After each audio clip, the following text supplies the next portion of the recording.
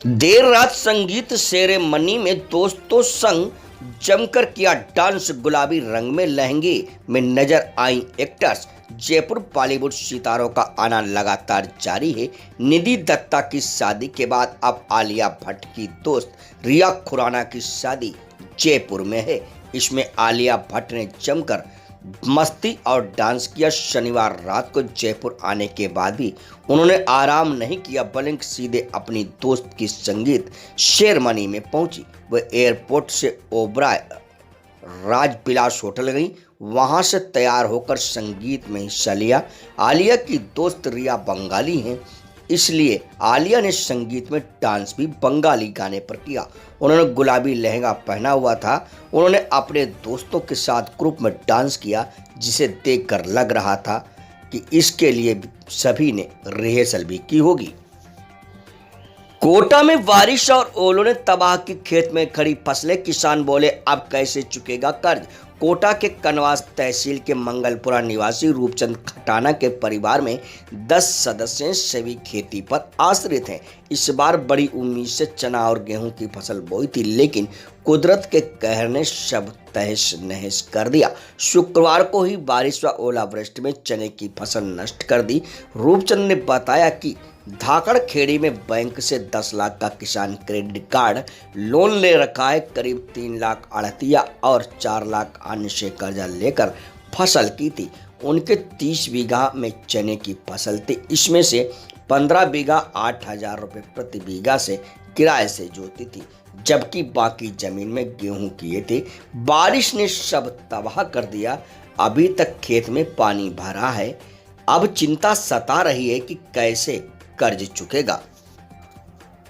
Online नीलामी के पहले चरण में 50 ठेके खरीदे, बाकी बचे 1,843 ठेकों पर भी बोली लगाएंगे। उदयपुर प्रदेश में पहली बार सरकार भी शराब बेचेगी। प्रदेश में पहली बार हो रही शराब ठेकों की ऑनलाइन नीलामी में सरकार की संस्था Rajasthan state beverage corporation limited RSBCL और गंगानगर शुगर मिल GSM ने 50 दुकानों की बोली लगाई। अब ये संस्थाएं इन ठेकों को चलाएंगी। इतना ही नहीं, प्रदेश के 7,665 ठेकों में से अब 1,843 की नीलामी बाकी है।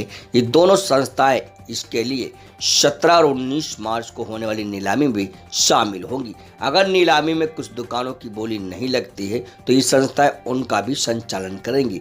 प्रदेश में पहले चरण के तहत 5,822 दुकानों की नीलामी हो चुकी है। आधिकारिक सूत्रों की माने तो पहले चरण की नीलामी में इन संस्थाओं ने जिन 50 से ज़्यादा दुकानों पर बोली लगाई है वह चित्तौड़गढ़, भीलवाड़ा व जयपुर आदि जिलों की है। सरकार की अनुमति के बाद आबकारी विभाग में दुकानों की तय राशि जमा कराई जा रही है। अब विभाग ने RSBCL और GSM को दूसरे चरण की नीलामी में भी भाग लेने के आदेश दिए हैं।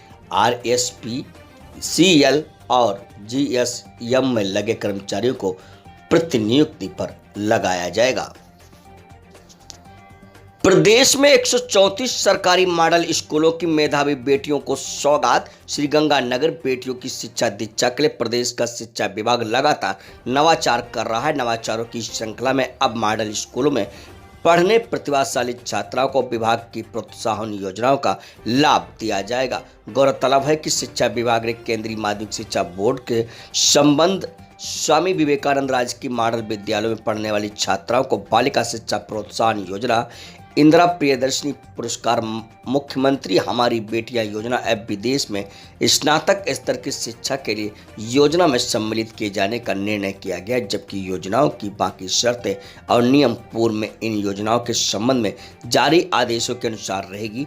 बालिका शिक्षा फाउंडेशन जयपुर की ओर से गार्गी पुरस्कार योजना में स्वामी विवेकानंद राजकीय मॉडल स्कूल की छात्राओं को पहले से ही शामिल किया जाता है, जिसमें कक्षा 10वीं की परीक्षा में 8 से 10 CGPA प्राप्त करने वाली बालिकाओं को प्रमाण पत्र व राशि से पुरस्कृत हैं।